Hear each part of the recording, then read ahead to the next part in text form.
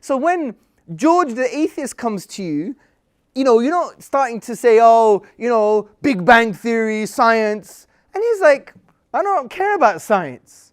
He's more of, an arty type, a philosopher type, a poetic type. He just feels like, religion doesn't answer my existential questions about who am I?